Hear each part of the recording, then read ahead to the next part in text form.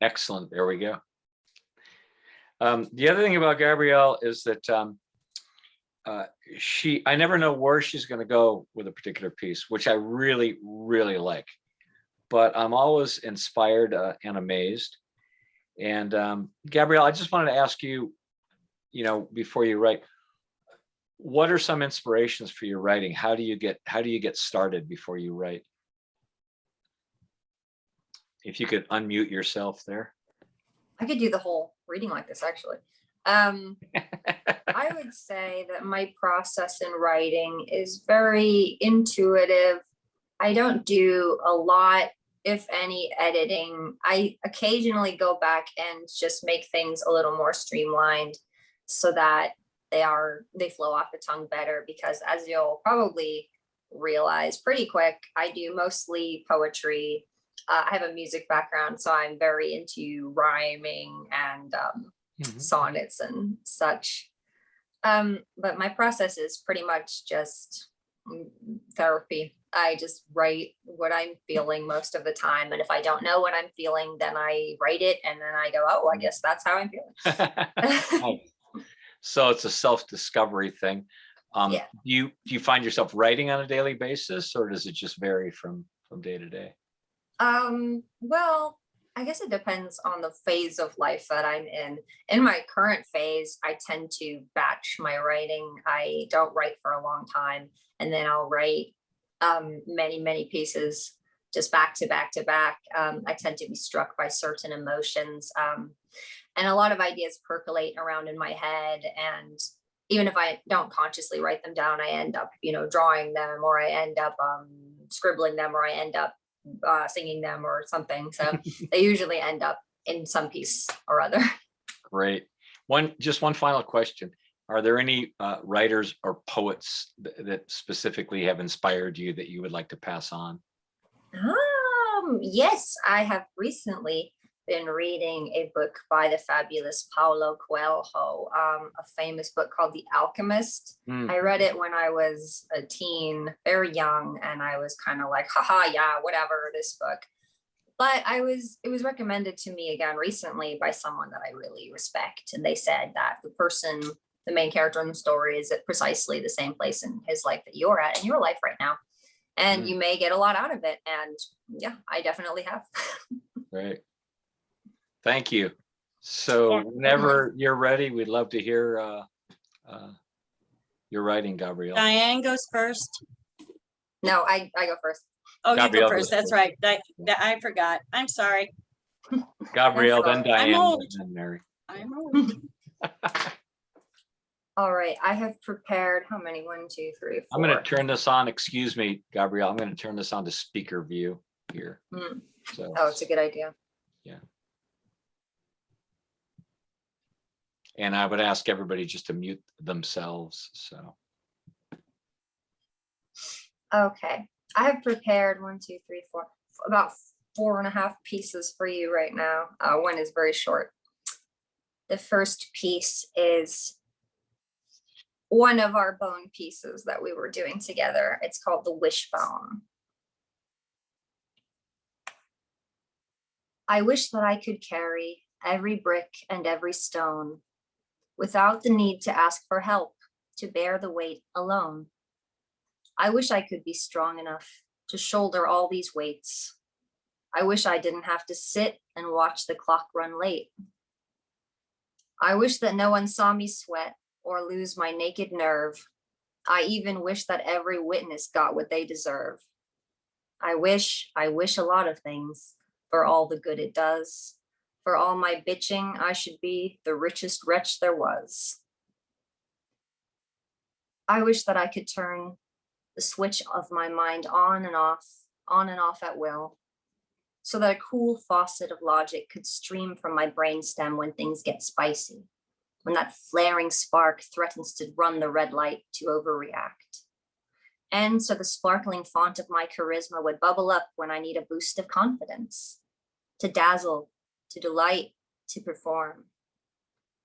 I wish that I could pick one thing, love it with enough force to see it through its journey, and not be made to feel unfaithful, unworthy as my keen mind wanders, fluttering over the pages of books, over paints and inks, over the notes of a piano. I wish that I could know what to do at any moment, that I could believe the truths that have been circling me for so long. I wish that I could drain the chummy waters of my thoughts, blur all this wisdom into my mind and flush it through, dripping as a sponge with the knowledge I need. I need. Oh God, I cannot tell you just how much I need it. I wish that my mind would hold the lessons it does learn time after nasty time. I wish that my mind could hold them, that the stickiness of those fingers would leave some mark, remind me not to go reaching where I don't belong, to let the sickness back in yet again. I wish that the traces of wisdom stuck with me. Then I wonder, would I heed the signs? I wish I could appreciate the treasures that I've gathered too, at least more than I do now. For all the good, all the beauty, all the spoils I have to be grateful for. Some are hard won, and some are natural bounties given by the gods. I wish that I could use them and honor them the way that they deserve. My next piece, for a change of pace, is a little more upbeat. I call it Bare. A path of petals leading down into the underworld. My bare feet wade through fallen blossoms and carry me down, down, down the dark path to a door. My shadow guides me to glide upon my back toward the darkness, while all around mirrors of black water stretch on and on. I lie motionless, in flux, awaiting the signal to feel you. My yearning for you, so pitiful, so desperate. All at once, I know you're near, the wholeness of your spirit. As your form fills me, I feel your support, giving ease to every part of me as you carry me out of my scrying fit, my empty, numb solace in the void. Your heavy breaths rise and fall, eclipsing my thoughts with raw delight, centering breaths pulling me, grounding me. In my pocket is a gift for you, a red garnet, which you graciously take in your mouth. You carry me back to the door, a garnet now affixed as the handle. I thank you. Though we shared no words, I felt you with me and know that we will see each other soon.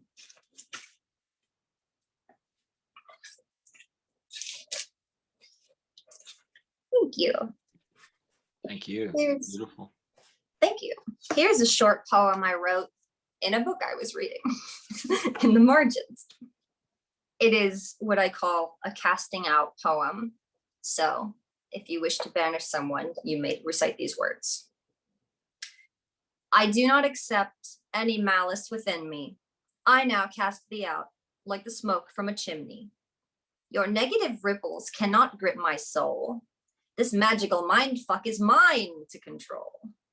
Your bitching and moaning have all been for nothing. Your evil now fills you like a turkey with stuffing. Now dressed up to fester in fool's marinade. Sleep well in this mess of a bed you've made. That would be a useful poem for us all to have on hand. That's great. Take it with my blessing.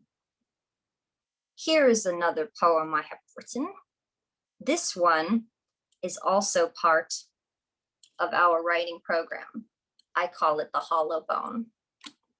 Another title for it is G.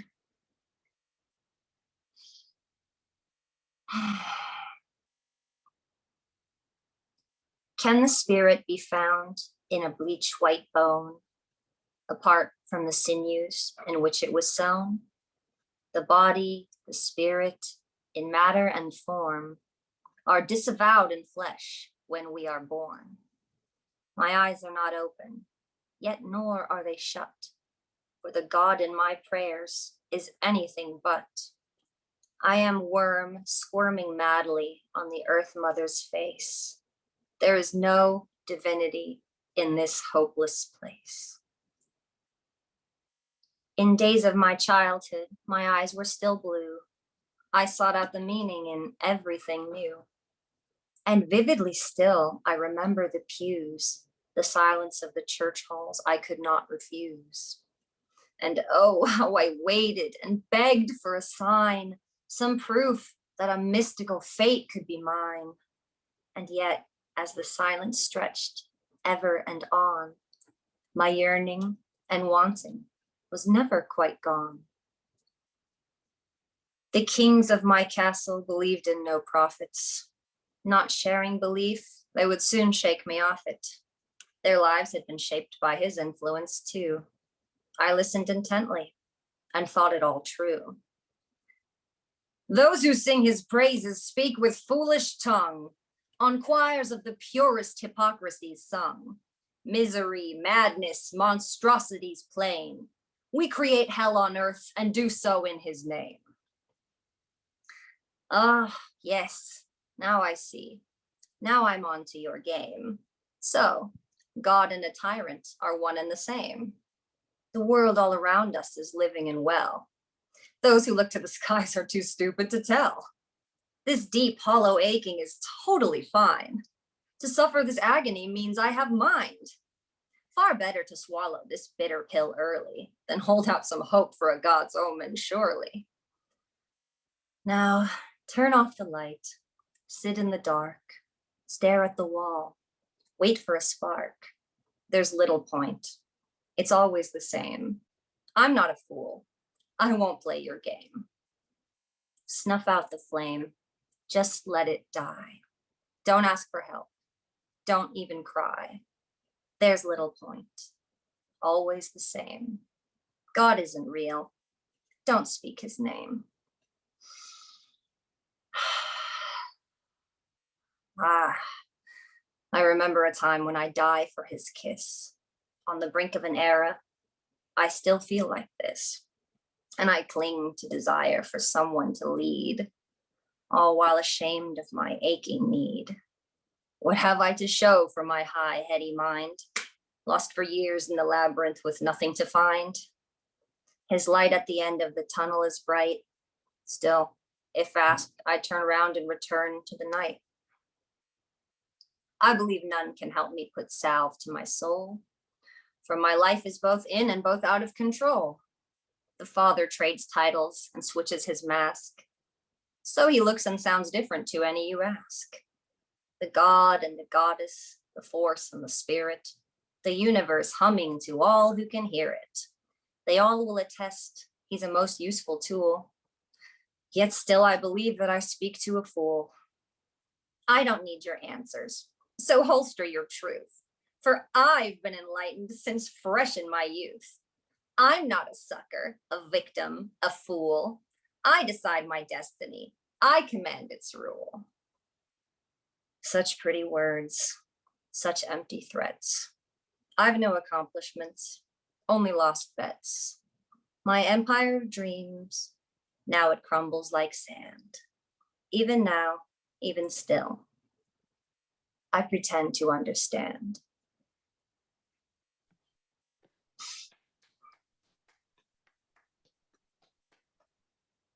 Well Thank you. done. Thank you so much, Gabrielle. You're Beautiful. welcome. Wow. And my last piece is one I wrote just a few days ago. So I hope that you enjoy it. It's called The Iron Maiden. Keep away from the walls.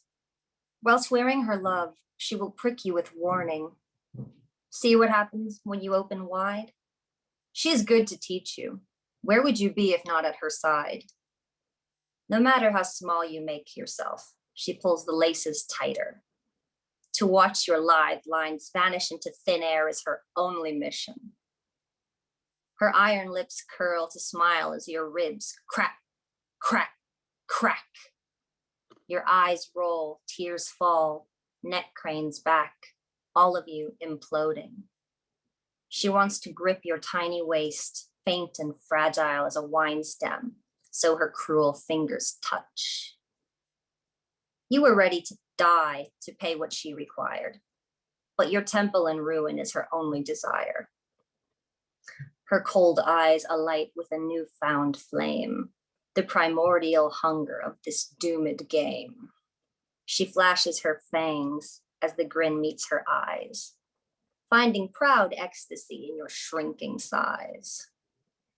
As you slip into the quiet, fading away, tripping further down this rabbit hole, you ask yourself to remember, back when all you wanted was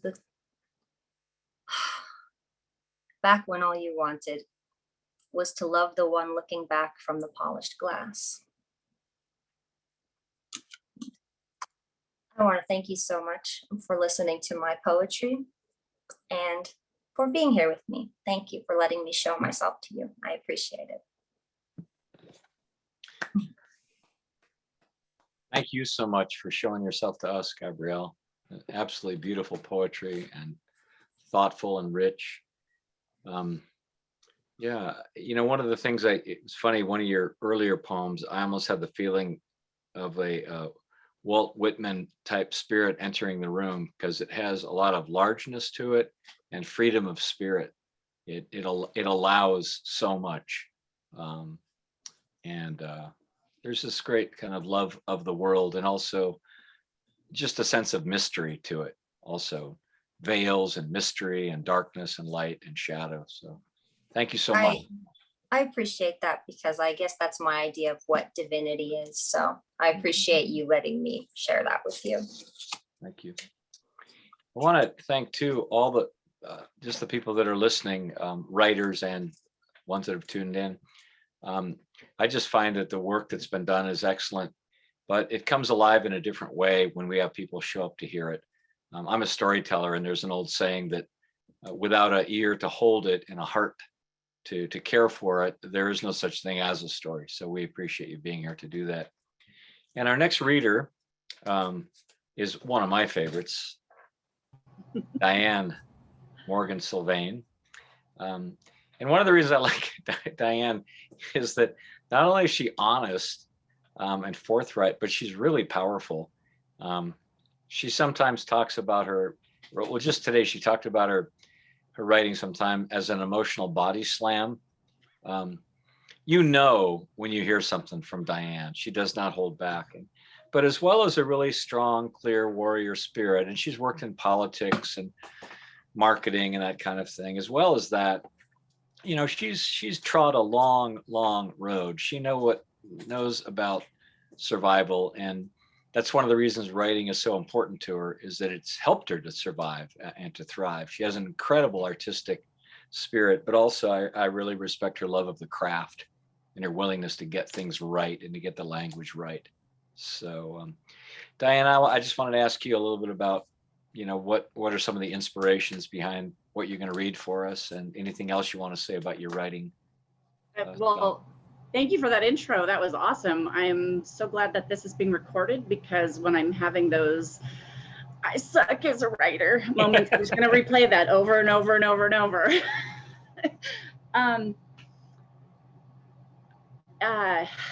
As far as what inspires me, kind of everything. Writing for me is a way of, like, if I'm an emotional pressure cooker, writing is the steam coming out before there is an explosion and messy food all over the kitchen. So yeah, that's what writing is to me. It is about just taking some of these things that are constantly circling around in my head and just letting them spill out onto something. Lately it's been 4 a.m.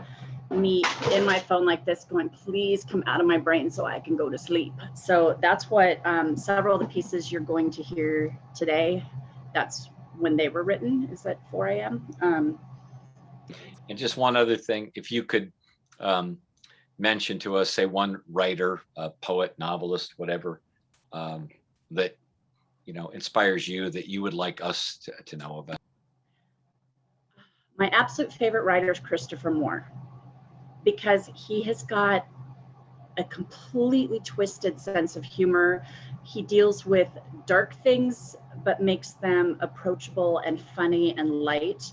And he's actually one of those authors I can't read in public, because I will be cracking up laughing in like on the back of the bus or something like that when nobody knows that I'm reading a funny book. So I just look like I'm kind of losing my mind a little bit. So, but maybe that's incentive to read them in public. I don't know. That's great. Thanks, Diane. So we are all yours whenever you want to start. Okay, so this first piece is called Little Bird. And this, I'm actually surprised Will didn't mention that. Every task he gives us, I very loosely interpret. So this was this was written in about the backbone piece. Okay, so Little Bird.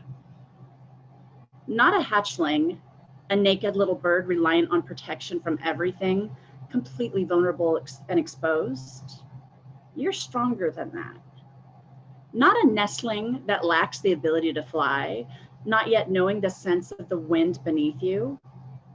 You are bolder than that. Not a chick, just taking its first furtive steps outside of the nest, never hopping away from the security of home. You are braver than that. Not a fledgling, still reliant on its parents to meet all of its needs. You're more self-reliant than that.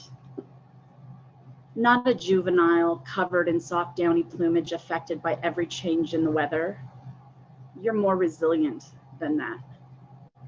Not a subadult, immature bird, still taking its first steps of independence, but not able to completely meet your own needs. You're tougher than that. Like an adult bird with its fully developed colors on display, ready to take on whatever challenges come their way.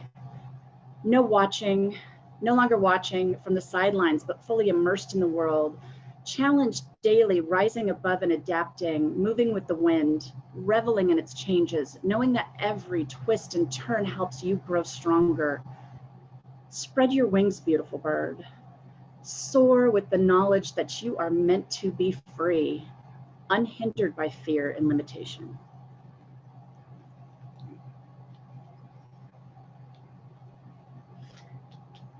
Okay, this piece is called Other People's Songs.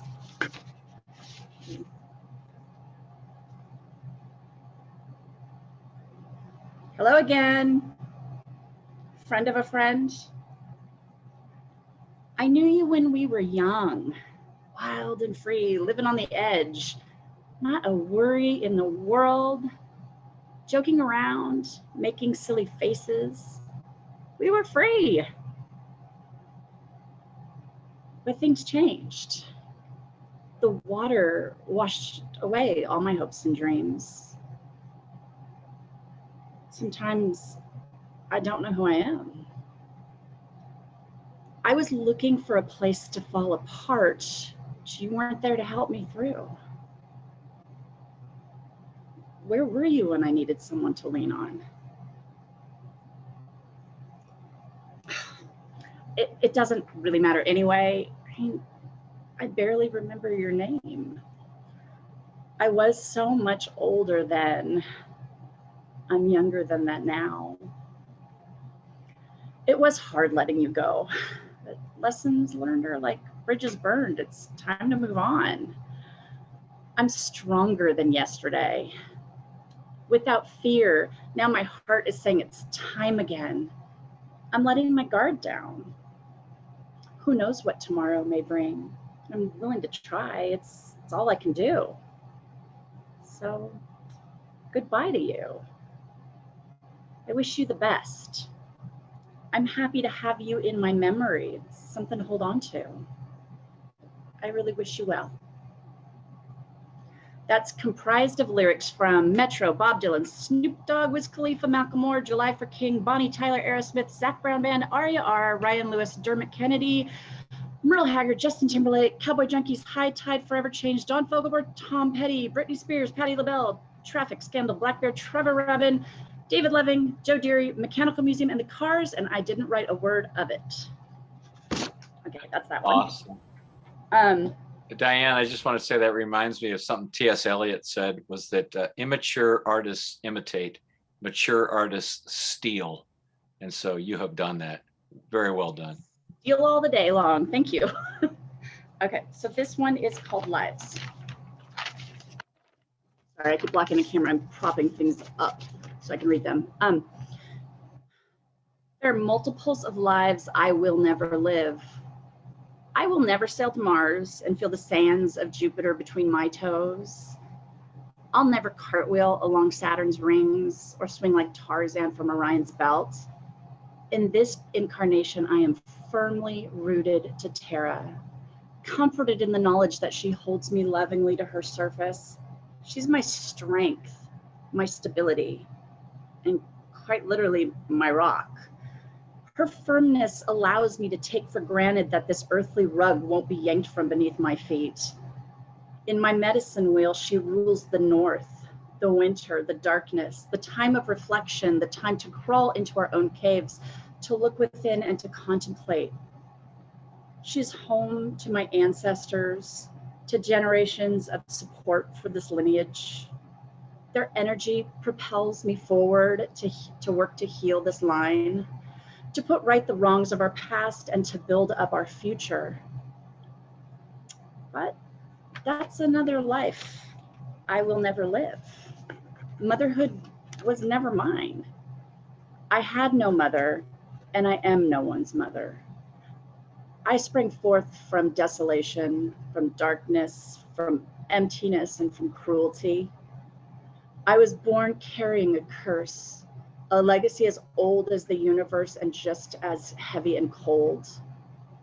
There were no arms to hold me, no hands to wipe away my tears, no knees to bounce on, no voice singing lullabies to lull me into peaceful rest, no listening ear, no receiving vessels for my musings. My imagination painted the pictures to fill those voids. I climbed grandmother tree, relishing in her leafy embrace, and laughed with the clouds. Giving voice to everything around me, completely alone, I was surrounded by a multitude of companions of my own creation. Never alone, even the air holds me, caressing my skin with its cool touch, inspiring me to be swept away, but always with the knowledge that I choose when to trim my sails.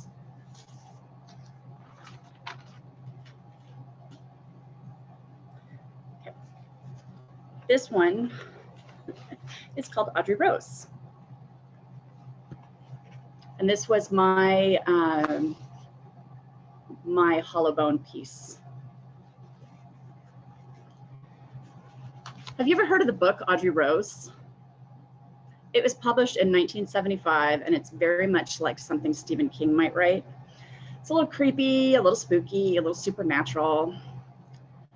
I came across this book when I was about 19 years old.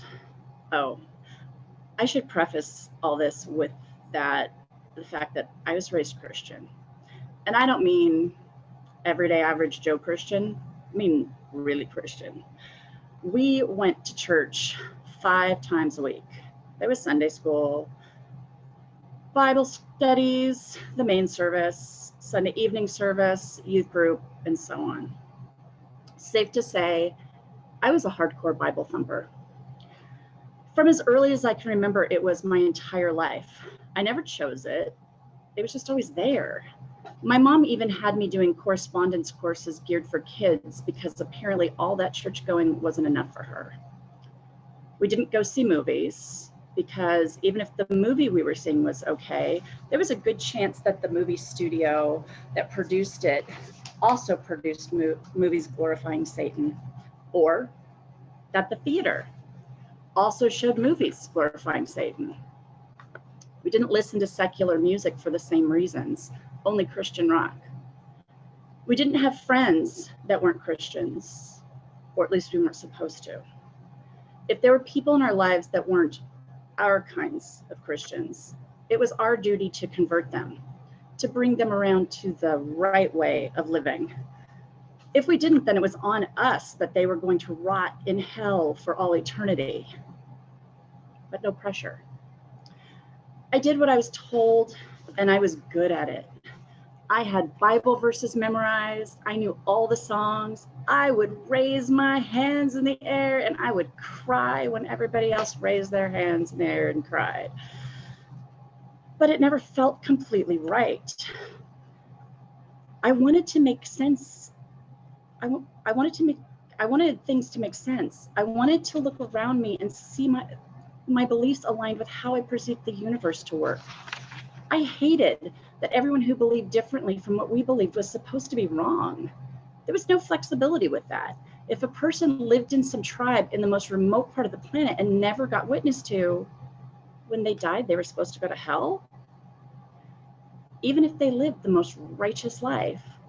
But the people around me, the ones who cheated on their spouses and lied and manipulated and even stole from the church, we had a pastor do that, they all had this cosmic fire insurance and they were going to be fine in the afterlife. This always bothered me. I have no idea how I came across the book because it certainly wasn't approved reading. I had to have found it because I never would have bought something like this. The story's about a family, just living their lives until they meet a man who insists that their daughter is his daughter reincarnated. He goes through all these measures to try and demonstrate to them that this is possible, to try to convince them, to shake the resistance to the idea that a spirit doesn't just end because the physical body dies. One example he gave was some plant, probably a bulb, a tulip, or a daffodil, something along those lines. He explained that these plants die every year and then they come back. That in nature, death isn't always final, but more of a transition.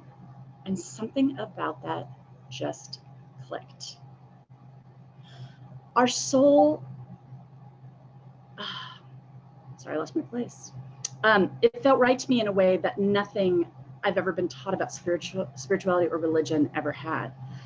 Our soul continuing on not only felt true, it also made so much more sense to me than spending eternity on some fluffy cloud with streets of gold playing harps.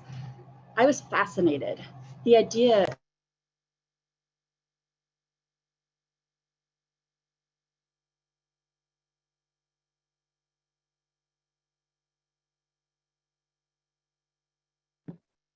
You have to unmute.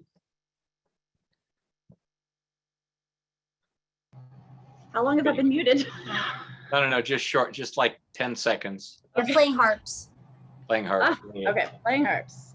Back. There we go. I was fascinated. The idea that our energy, our essence could continue in some form and come back as something new was so beautiful and compelling to me. I was stunned. This didn't fit with anything I'd been taught. In fact, it directly contradicted it.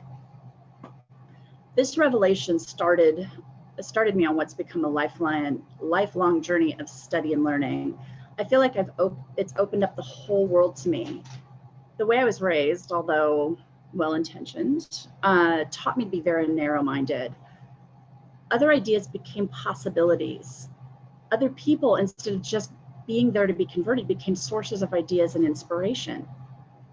My spiritual growth has evolved and continued to grow and evolve. It's changed from being a religion, a set of rules to be obeyed, to a true connection with the creative force in the universe and to the natural world around me. It's funny that Audrey Rose, of all things, a silly little horror book that somebody probably bought at the grocery store check stand, that completely changed my worldview and my life. I'm so glad I found it, and I'll always be grateful to the person that left it behind. Thank you, Diane. Beautiful. Thank you. I'm having a little dog help with my papers right now, so bear with me while I find this next one. I wanted to thank you for that last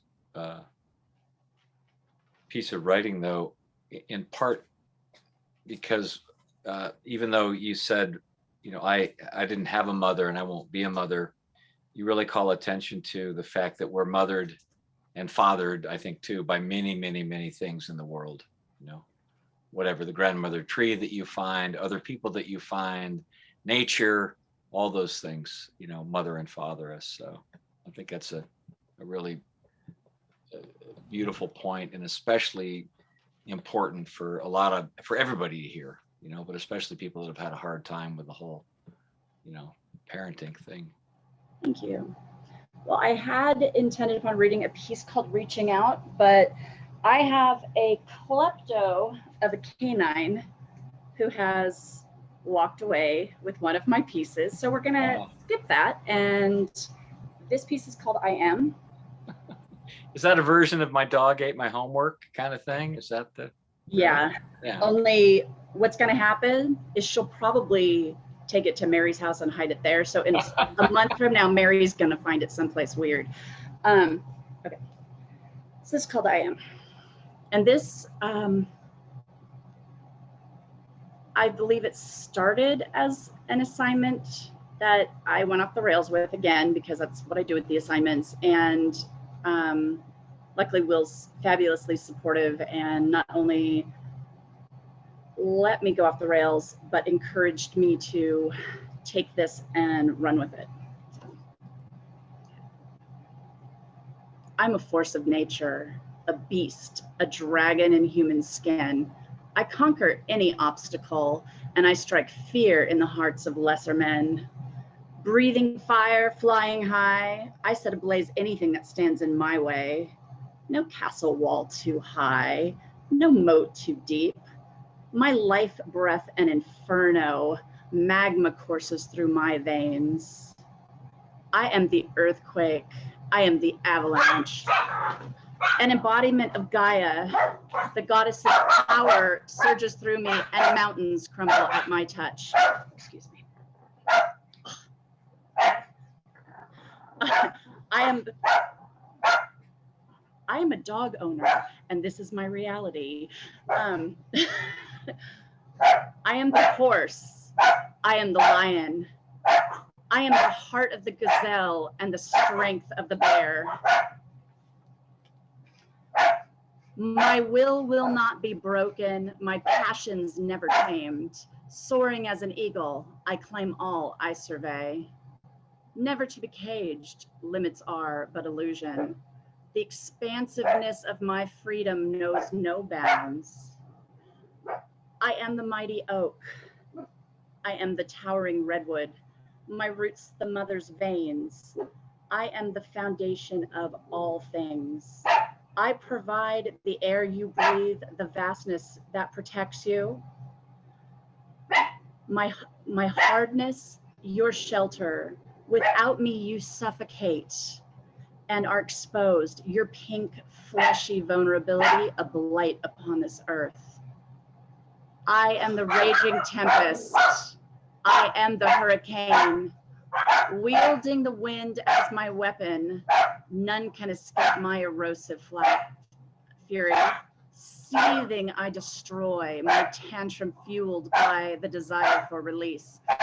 Rampaging to climax, your annihilation, my fulfillment. Wow. Thank you. I am the darkness. I am the cold, chilling you to your core. No fire can quench me, all light I absorb. Look in me and confront the void. My potential holds everything you fear. I hold all the rage, all the pain, suffering, loss, helplessness. I take it all in. I am the crypt. I am the tomb. And for you, this is the end. Thank you. Nice. Sorry about my chorus of hellhounds. Yeah. How long did you have to rehearse with them to get that just right? Where they crescendo at the right moment. Yeah, we've been practicing. This one doesn't have a title.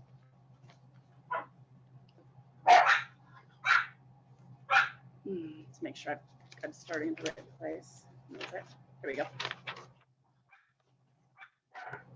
I am a chameleon, a master of lies. I show you what you want to see. You fall for my disguise. My visage, a fluid thing. None of this is real. My changes are to control you. I decide how you feel. Manipulation, my favorite tool. Fabrication, my chosen game. I will bend and break you, rendering you lame. Resistance is futile, destroying you, my glee. You can struggle all you want. you will succumb to me. Turning and twisting, you wriggle on my hook, but I will annihilate you without a second look. Your feelings matter not, you are just but a toy. Your crumbling at my feet brings me such joy. Cry your tears and fuel my musings. You'll play your role, one of my choosing. But I'm bored of you now. Your time has come to an end. Swallow these pills, my hapless friend. Allow the darkness to envelop you, seeping into your pores, and die knowing you are nothing more than another one of my whores.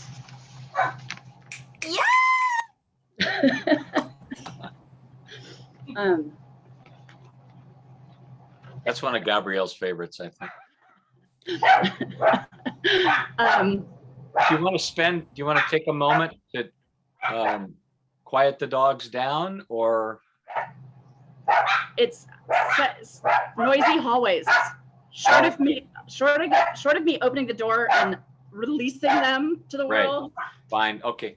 Just we can adapt. We're good. I just wanted. I'll just be loud. They aren't normally this big of assholes, but they're being little assholes now. So this is called Raw. I can withstand this, I think. I've survived worse, haven't I?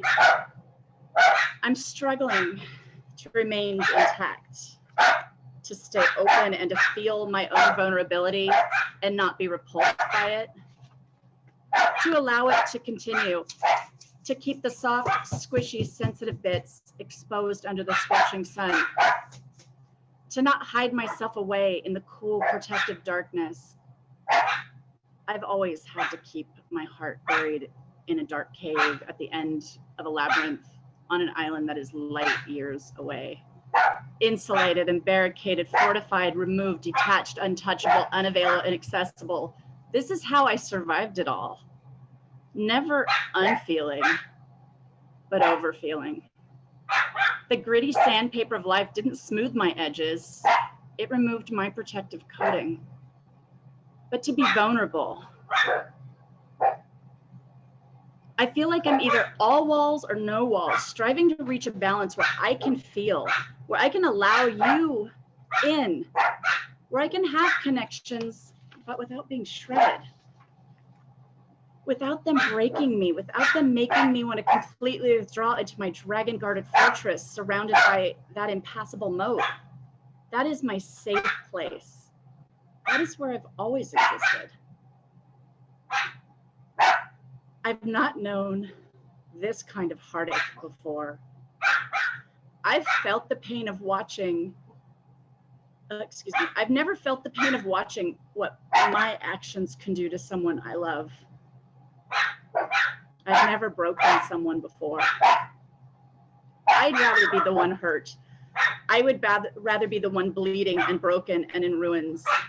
But these are my actions. I did this to you. And nothing has ever hurt me worse.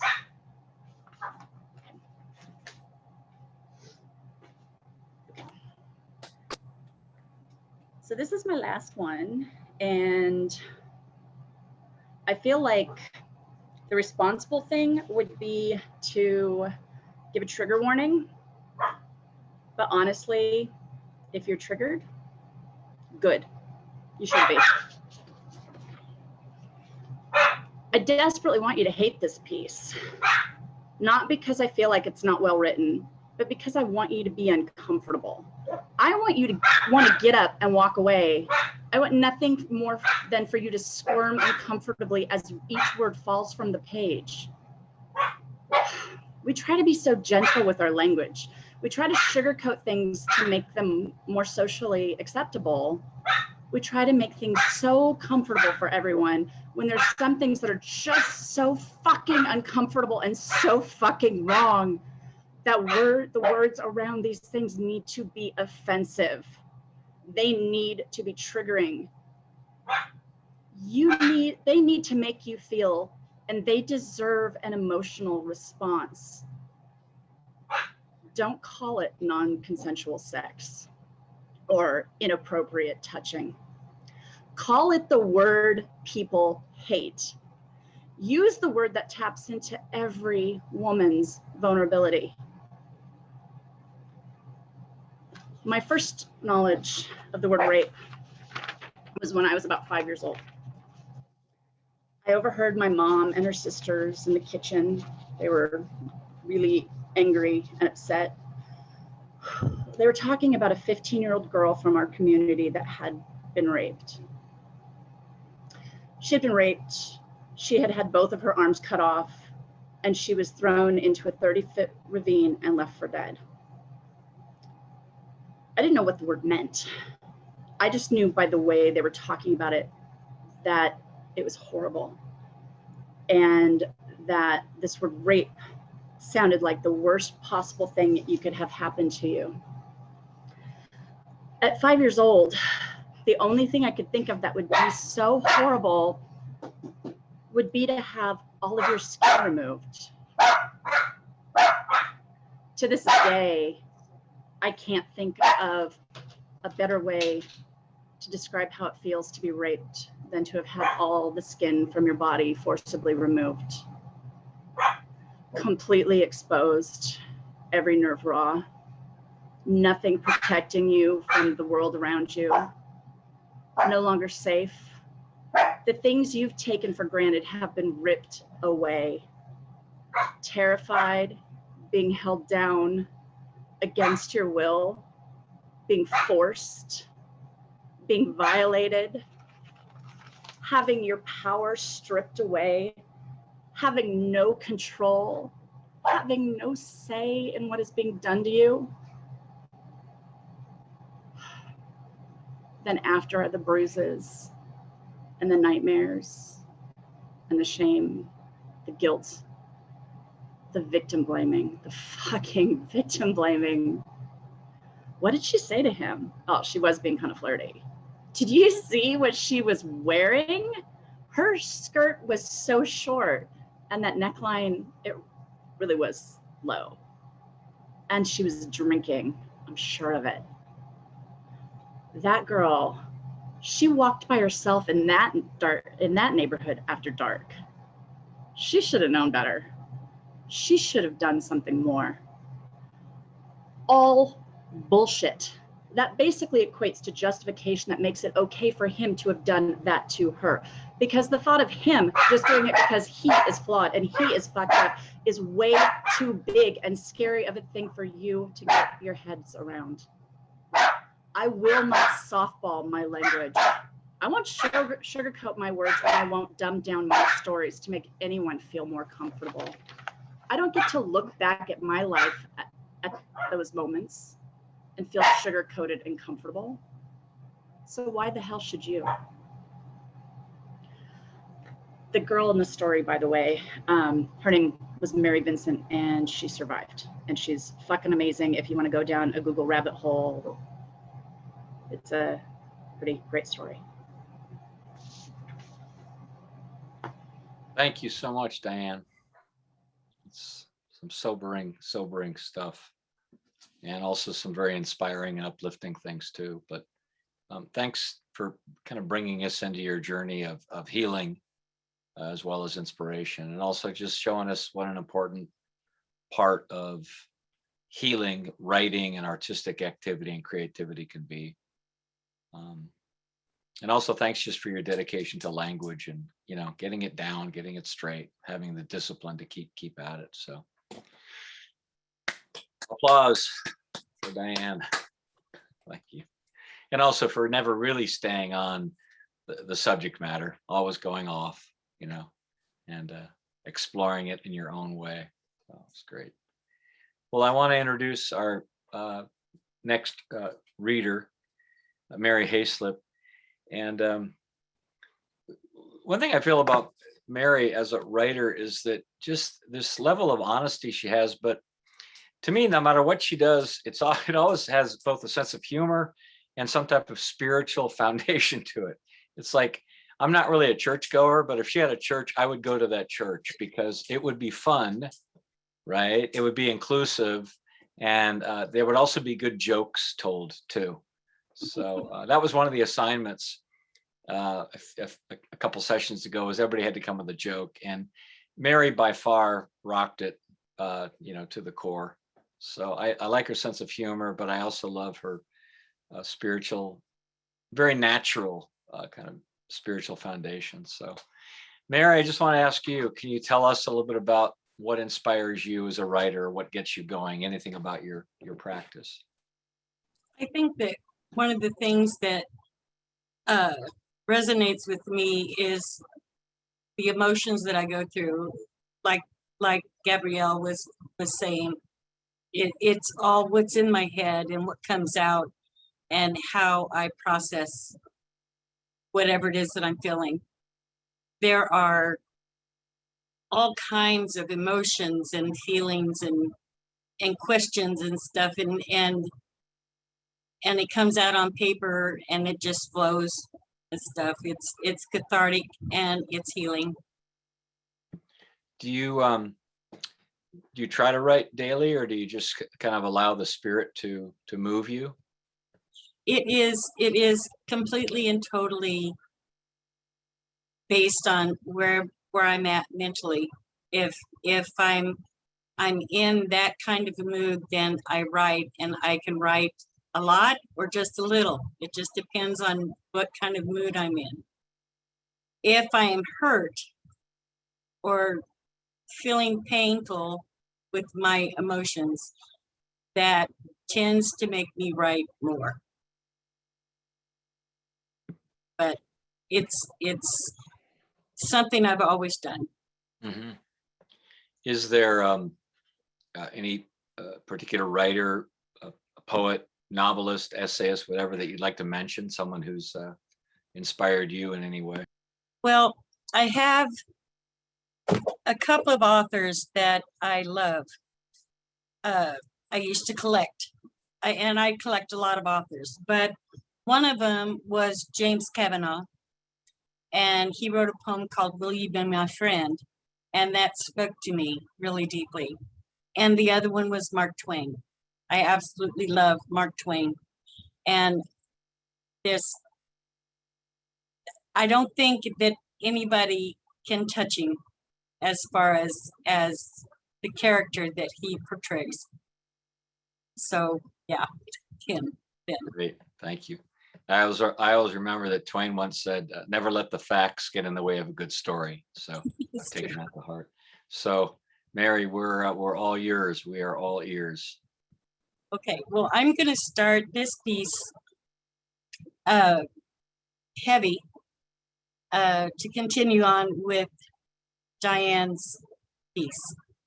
Not in the same verbiage or anything, but just the same vein, so to speak. This is called Developing a Backbone. Your backbone is made up of vertebrae, facets with face bones, and you are born with 33 of them. As your body matures, several of the end bones fuse together, and then you're left with 24.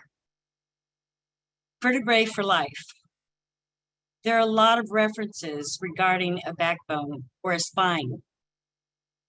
People will say things like, put your back into it, or you're spineless, or you show some backbone. All of them can mean positive or negative statements to someone, to refer to strength or weakness. In that sense, you develop a backbone over the course of your life, depending on what life has dealt you. Or you don't, and have no opinions or stand or boundaries. You just go along your life wherever it takes you. In this article, we are going to interview someone who has developed her backbone, the emotional, physical, and spiritual one. Where do you think you started developing your emotional backbone? I believe mine started at infancy. I almost suffocated by being laid on plastic, only to become entangled in it, and I couldn't breathe. My dad came and found me, blue, ripped the plastic off me. To this day, I don't want anything covering my nose and mouth. From that, I became aware of struggle and fear. Maybe that's where my stubbornness came into being as well. In what other ways do you think your emotional backbone grew? As a child growing up, I had instances of people, other kids, trying to talk me into doing things that I knew inherently were wrong. I was a really smart kid and would tell them it's wrong and walk away. As you grow older, what met more kids, what was the key in developing your backbone then? In grade school, I was dealing with certain teachers who were not good ones. In fact, they were truly awful. But I did have really good ones too, who allowed me to believe in myself and were supportive. The worst one was Mr. Unruh. He had to be in his 80s. Long, skinny, white-headed, mean, grumpy old man.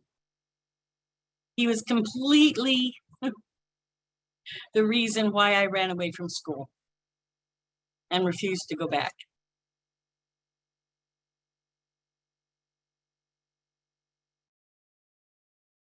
He was completely out of line and lost his job.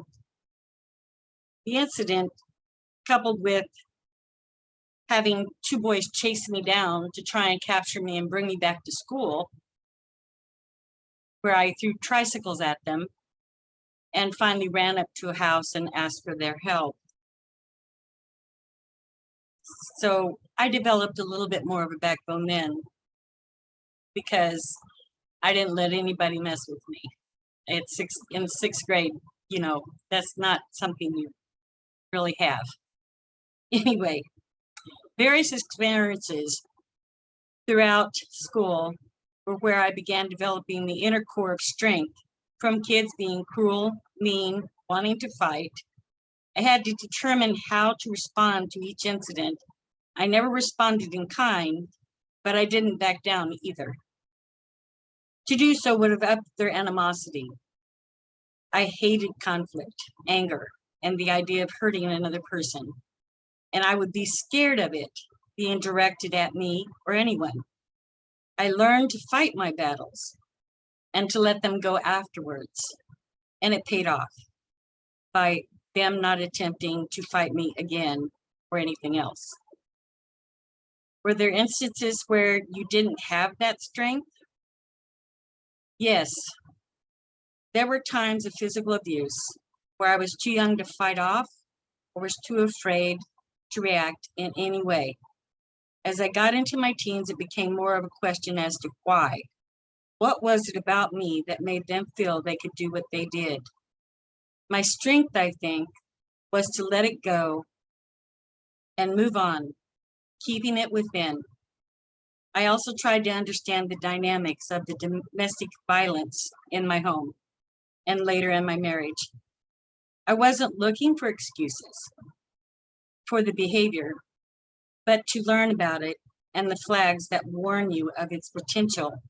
There again is where I was strengthening my backbone, the knowledge. Through it all, I got hurt, embarrassed, shamed, emotionally scarred, but I still survived all of it. And I have the inner strength to face a lot and to share my strength where I can with others, if not my experience.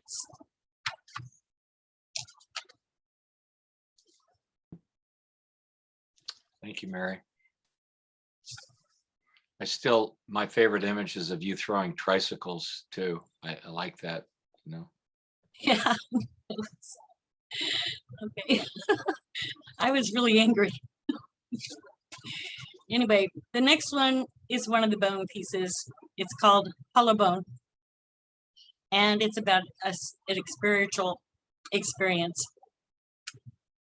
I want to preface this with saying that I don't do drugs. I wasn't asleep. It's very real. It did, in fact, happen. And it's weird. I was only 19 years old and had started studying the Bible. I had I was always searching for more information about God and Jesus, so I began to study. My mother had given me a bunch of books about the occult and forbidden knowledge that I kept in a bookcase between the 2 bedrooms in the hall. I never really paid much attention to them. I valued books, so I hung on to them. I had been studying for a few weeks and was learning a lot. One evening, I was waiting for my husband, John, to come home from his gallivanting around, and it was getting late, so I decided to go on to bed, but I couldn't sleep until I knew he was home. I started hearing these voices outside my bedroom windows, and I thought it was the 2 little brats that lived next door trying to scare me. The whispers were barely audible. I decided to just ignore them. The whispers got louder and were gibberish, but I understood what they were saying. That scared me because my body was reacting to what they were saying. I turned and looked out the bedroom door, and even though the hall light was on, I saw an opaque black figure of a male. It was tall as the door frame and almost as wide, but definitely male. It started approaching me. The voices were louder as well.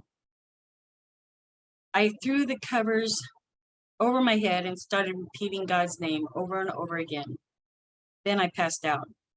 The next morning, I took the books of my mother's out to the drive, poured gas on them, and set them on fire. Some wouldn't burn. I knew I had escaped a horrible experience, and I really knew that evil was real and that I was protected by his name.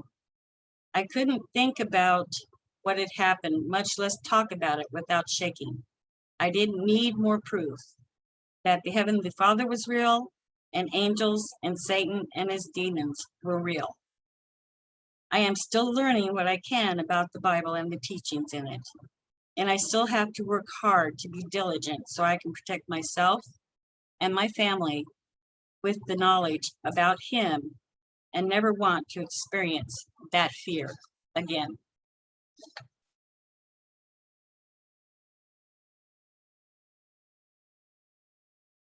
Okay. This is a one about belief. It's titled Believe. They take off through the star-filled sky with winds aloft. They fill the sky, spreading out the love from God to what he created with his love. To those who know this loving God who sent his son from up above to save the lives of the world of man from Satan's pull of evil sin. The challenge met with his will of grace to give a chance to the human race. Believe in the power of his will. His promises are coming still. Keep faith in all that you do. Believe in all his love for you. Our Father does not do a wrong, but lets us choose for his will to be done. This world and its system will be put to an end, as is his will. So carry on with the strength of his love and his protection from up above. Thank you, Mary. Okay, this is about laughter. Thank you. Anyhow, I'm at a loss. I can't remember when my full-on belly laugh was, but I laugh a lot. When Jeff Foxworthy makes jokes about, here's your sign, when you question the obvious, like if you're reading a book and someone asks you if you're reading, you may respond, no, I'm writing a book with my mind. Or no, the book is reading me. Or any ridiculous response you may be quick-witted enough to reply with. Johnny Carson was a master of funny, saying a lot with just the expressions on his face or the lack of response from an audience to his jokes. There are so many comedians, it's hard to remember specific ones, but it doesn't have to be from them, because anyone, anything can make me laugh if it strikes me as funny. I think the most wonderful laughter comes out of the blue in the moment that is the most joyous of all. This is about an animal I saw, and it was a curious thing. The other day, I was driving a friend to get her COVID test before her appointment.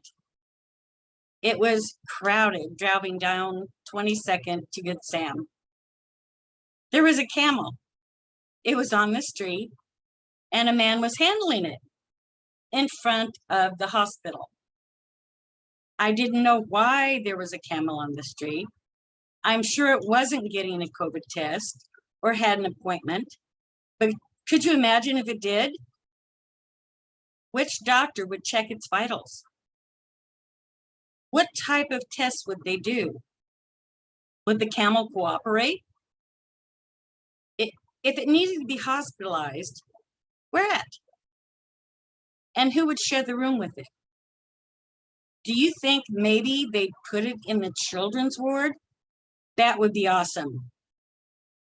Think of what the kids would do, the laughter they would have, the stories they may tell to each other and their families. If I were there, I would try to talk to the camel and pet it. Maybe when I got better, have a ride on it and pretend I am in the desert in a caravan, traveling to an oasis, and have lunch with sheiks, sleep in a tent. I could ride the camel all around, maybe even have camel races. Just don't wear any perfume, because they'll spit on you.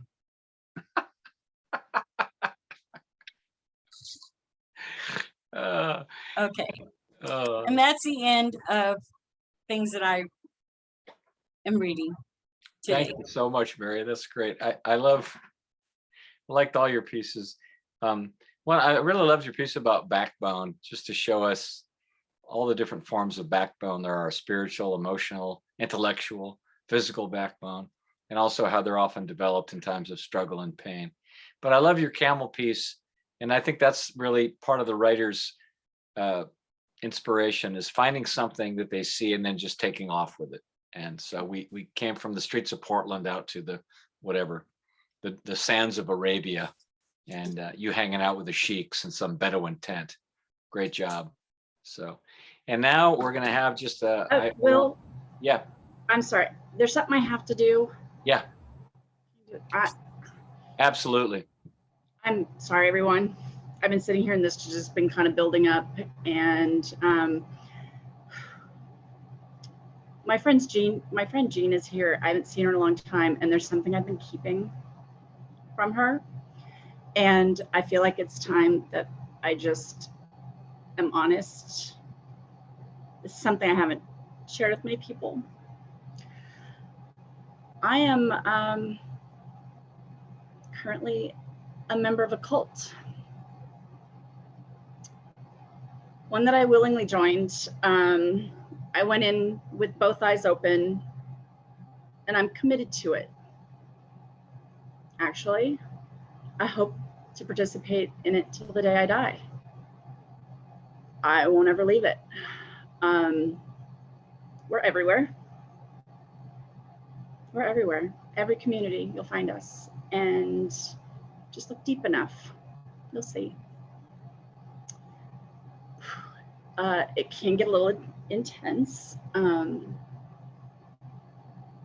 They're always watching me. They're watching me now. That takes a little getting used to. I can't even use the bathroom alone. One of them comes with me. And they don't wait outside the door. They go in with me and they watch. This cult.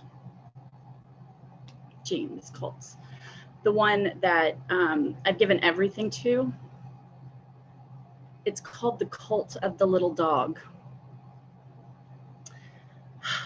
I worship every day at their fuzzy little altars bringing my offerings of water, meat, and bone.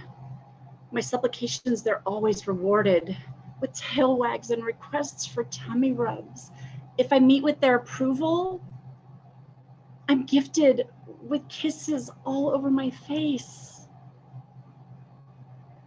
When I don't meet with their approval, it can be pretty bad.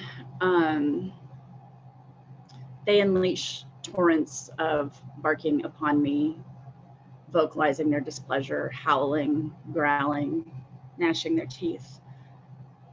I'm a little embarrassed to admit, and it doesn't happen often, but one of them even went so far as to bite me.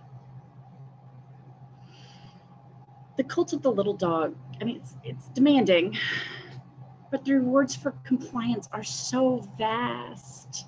I'm comforted, I am protected, and I am loved. When I'm hurting, they even kiss away my tears. As far as cults go, this one's not so bad. They don't really demand much.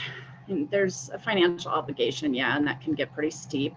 But other than what they require, I'm free to do what I want with my money and my belongings. I can eat what I want, I can wear what I want, I can go where I want. And they didn't ask me to cut off my family and friends like so many cults do. Actually, they take a more evangelical approach.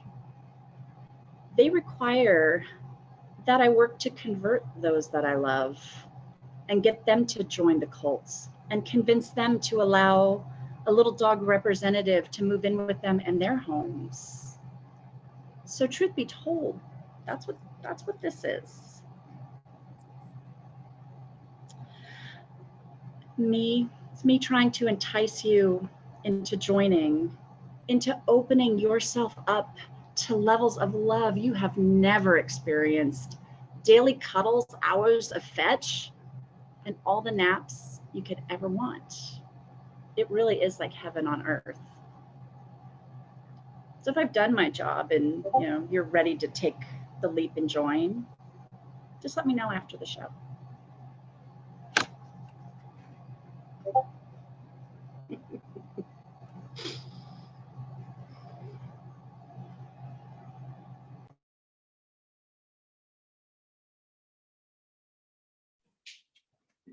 Well, in that case, I think you've converted me. So I would like to read a piece that I wrote for this little boy. He's never heard this before, so this will be his first time hearing this piece. You ready? Are you ready? This is Toki. This piece is called Toki. From the moment I first saw you, I noticed a twinkle, a gentle glimmer of hope, of wistful wanting in your eyes. You nestled your sweet face in the waiting hand of the woman who had saved you, as if pressing your heart's words in. Thank you, thank you, thank you. I had never seen eyes so deep and earnest before, such soulful understanding. At first sight, I knew I had to know you, that you belonged with us. Enveloped in the red of our hearts, as part of us. The cost, the distance, it didn't faze us. We had been waiting for you for so long. Before you ever appeared, I would have crossed the ocean. As we drove across the line separating our states, I thought only of the journey you had taken the night before. I'd found no sleep, knowing that you were tucked in an aircraft carrier making your way to a new world. Not an hour on the ground before you would be united with the rest of your life, the beginning of the days you would truly live. Your scars were deep and fresh. You shrunk away from an outstretched hand, but even with a stranger like me, your trembling body found its way into my arms, just as I sank to the ground beside you. Then and now, I have never seen you pass an opportunity to show your love. Despite your hurt, despite your pain, despite every vicious reality you have faced, you pressed your body Oh, yes, yes, you pressed your body into me, just like this. Closed your eyes and smiled. Thank you, thank you, thank you. Soft as butter and sweeter. I felt my heart hammer with bliss. I caress your gentle ears and whisper loving, warbling words into your fur. I knew then, just as I know now, that you belong here. I belong here. Every day your confidence grows. You venture further, more boldly, seeking the love that you deserve. Your fear subsides. Each face you pass becomes a smile. You are the wounded healer, inspiring me every day, and I promise to protect and love you for the rest of our lives. Yes, I will. Yes, yes, I will so much.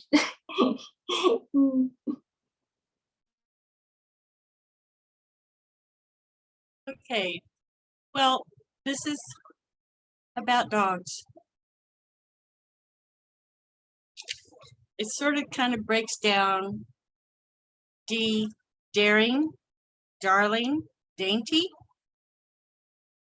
dunderheads, oh, odorous, odd, oddballs, goofballs, definitely goofballs. Still, silly, strong, and stupendous. There are so many words to describe dogs. Curious, brave, heroic, protective, cute, cuddly. But I like to have them around me. They comfort me. They make me laugh. Cuddle next to me late at night and sound the alarm if they hear something they feel shouldn't be there. My dog Mia is a clown, a hopping rabbit, chasing a toy, the social director to the group of dogs we join, trying to include everyone in playing. She also seems to be the disciplinarian when she's telling her friend Kaya to knock it off. It's funny because Kaya just starts to lick her ears or face, and they return to playing or coming to one of the humans for attention, especially if one's name is called. Then they both come running to snag the attention for themselves. These dogs will walk across us, use us as a pillow, cry if we leave or howl, and be mad at us if they feel we have been neglectful and tell us off.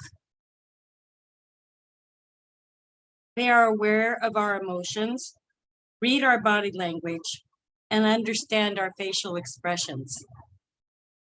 Maybe they are the four-legged version of a mental health therapist.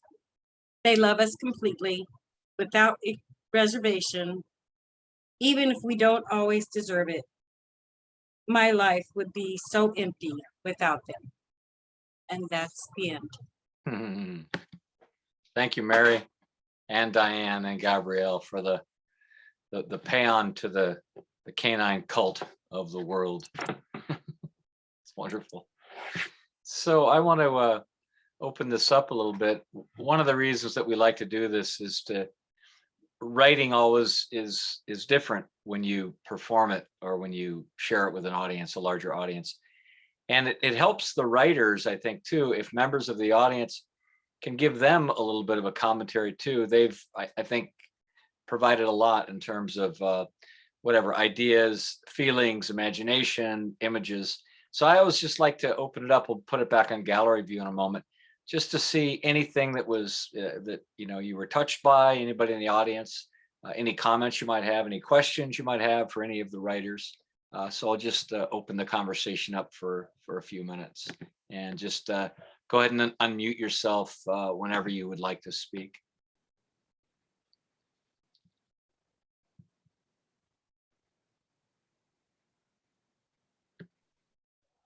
I never thought Diane would be so good at taking me from like abject horror to complete hilarity in the space of like 5 minutes.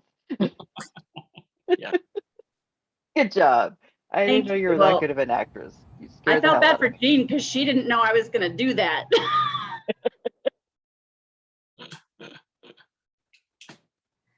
I thank you guys for letting me listen to what you're doing.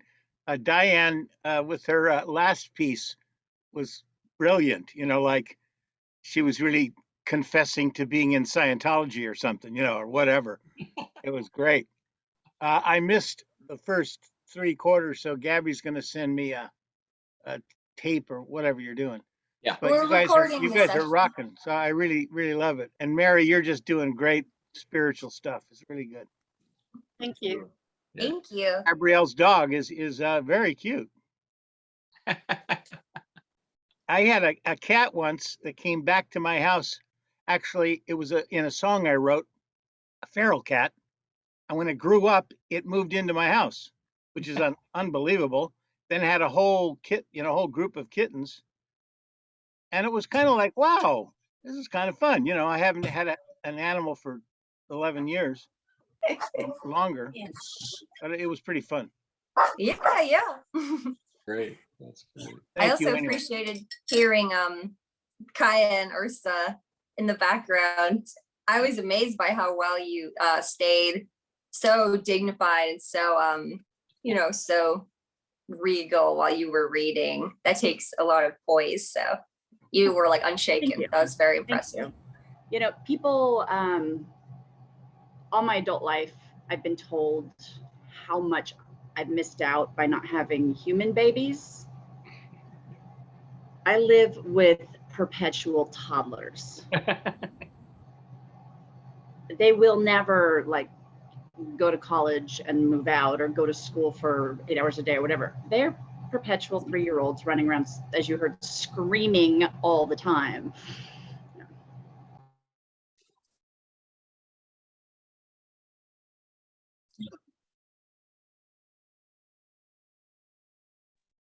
I think that Gabrielle's and Diane's writing is phenomenal and so full of emotion and experience and just fantastical work. It's amazing to listen to them read their stories. Right back at you. Absolutely. We Yes, truly. Thank you. we didn't hear all of each other's pieces before this. Gabrielle, specifically your Iron Maiden piece. That was amazing. That was brave. That was amazing. I love that piece. Thank you. Your pieces were exceptionally brave too. I felt some of your pieces like it felt like you're speaking to me. Your pieces are so universal. I mean, a lot of your pieces feel that way, that they're so universal. Also, just the way that you deliver is extremely it touches you. You know, I had you on single view and it was like you were speaking right to me. It was very, very effective. So thank you so much. Very intense. I really appreciate the work that you three have done, not only in writing, but in performing, because it's a different art form.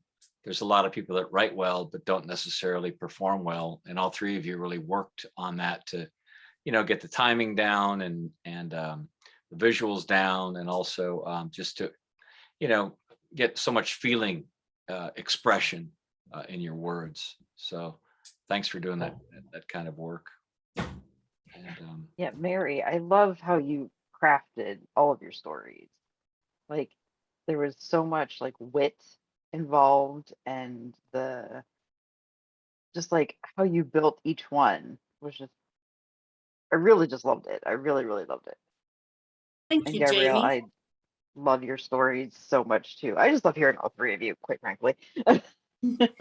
Yeah, I've got Mary. no, sorry, I've got to hear a little bit. I've got to hear at least once for Diane and Gabrielle before. I've never heard Mary. So it was really fun for me tonight to get to hear Mary and and to see her talent shine. That was fun for me.